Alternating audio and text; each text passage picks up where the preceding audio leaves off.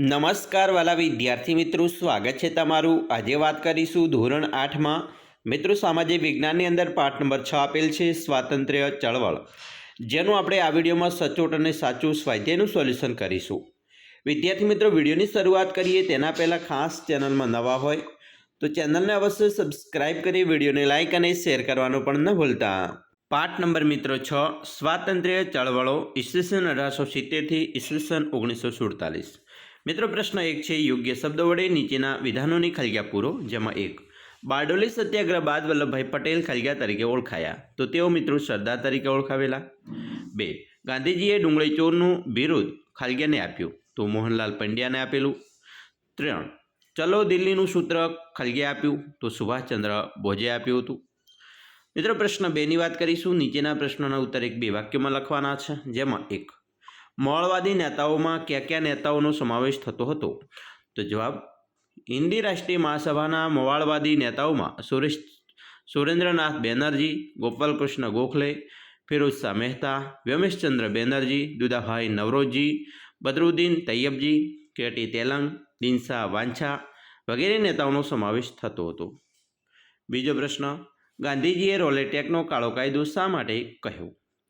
જવાબ, Rowlatt act મુજબ કોઈપણ શંકાસ્પદ વ્યક્તિની ધરપકડ કરી શકાતી તેમજ તેના પર મુકદ્દમો ચલાવ્યા વિના દિવસો સુધી તેને જેલમાં પૂરી શકાતી, આથી ગાંધીજીએ રોલેટ એક્ટને કાળો કાયદો કહ્યો।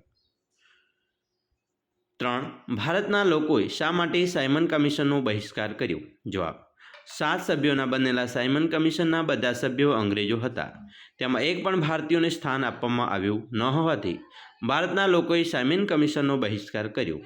4, ગાંધીજીએ અસહકાર આંદોલન શા માટે મોકૂફ રાખ્યું?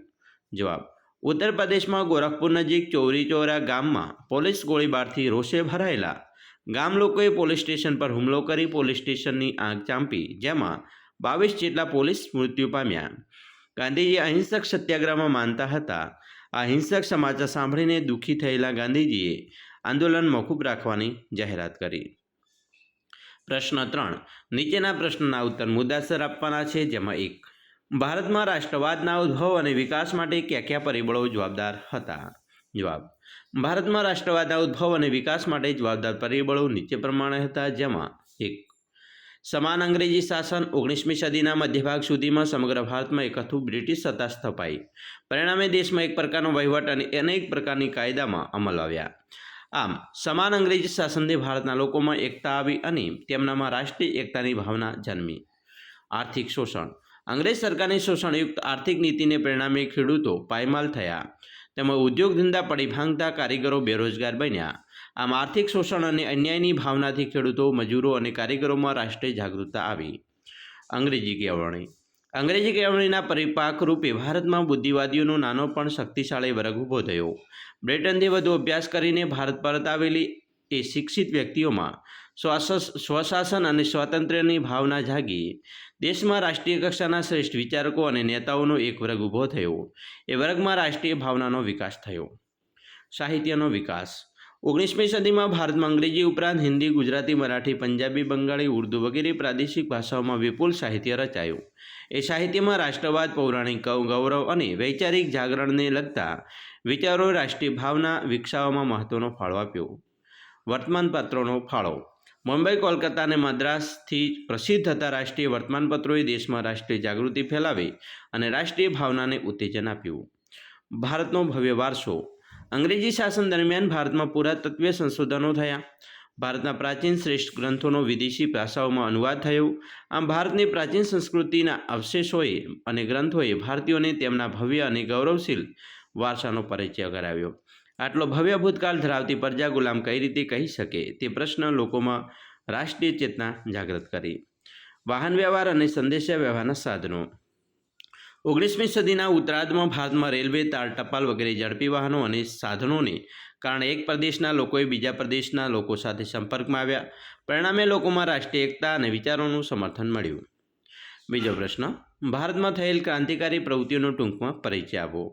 મિત્રો, મહારાષ્ટ્રના વાસુદેવ બળવંત ફડકે ભારતમાં ક્રાંતિકારી પ્રવૃત્તિના પ્રથમ પ્રણેતા હતા। તેમણે પછાત જાતિઓને સંગઠિત કરી લડાયક તાલીમ આપી હતી।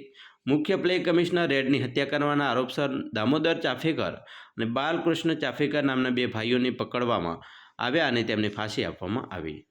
આવી રીતે મિત્રો આપણે વિસ્તૃત જવાબ લખી શકીએ છીએ. બરાબર. તો અહીંયા સરસ મજાનો મિત્રો પ્રશ્નોનો જવાબ આપેલો છે અને આપણે વિસ્તૃત રીતે તમે તમારા શબ્દોની અંદર તમારી નોટબુકમાં લખવાનું રહેશે. બરાબર. અહીંયા ધીરે રહીને સ્કીપ કરી રહ્યો છું.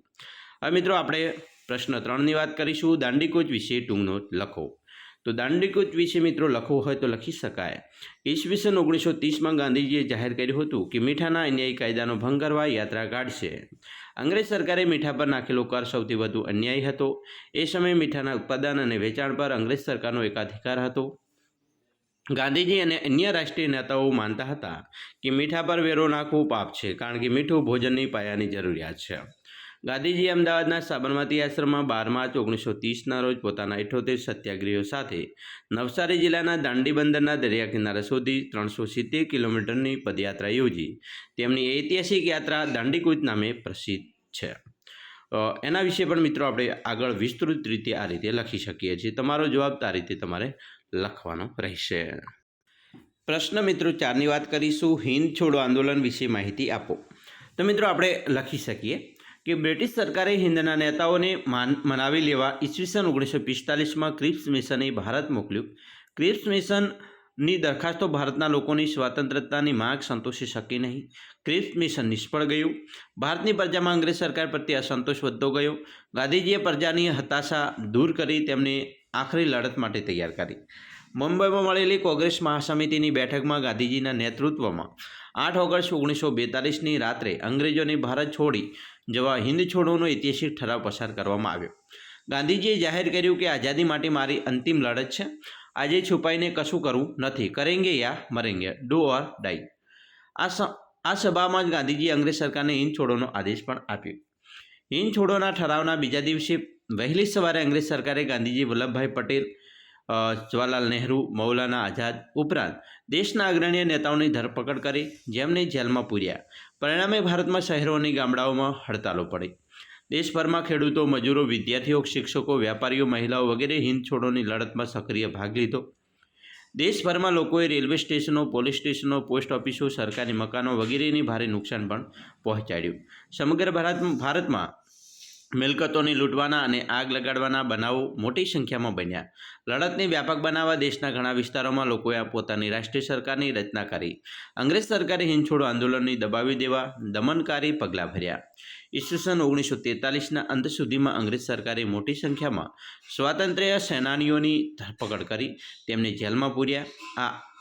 આ આંદોલનમાં ઘણા લોકો મૃત્યુ પણ પામ્યા તેમજ અનેક લોકો ગોળીબારમાં ઘવાયા. આમ છતાં અંગ્રેજ સરકાર આ આંદોલનને સંપૂર્ણપણે દબાવી શકે નહીં અને આથી અંગ્રેજ સરકારની ખાતરી થઈ ગઈ કે હવે ભારતને વધુ સમય સુધી પરાધીન રાખવાનું શક્ય નથી. તો વિદ્યાર્થી મિત્રો, આવી રીતે તમે પણ તમારા પાઠનું સંપૂર્ણ સ્વાધ્યાયન પોથીની અંદર સ્વાધ્યાયની અંદર મિત્રો સ્વાધ્યાયનું સોલ્યુશન કરી શકો છો. આશા રાખીએ છીએ મિત્રો તમને આપણા વિડીયો ખૂબ જ ઉપયોગી નીવડશે. અને મિત્રો ખાસ વિડીયો ગમે હોય તો લાઇક, શેર અને સબસ્ક્રાઈબ કરવાનું પણ ન ભૂલતા.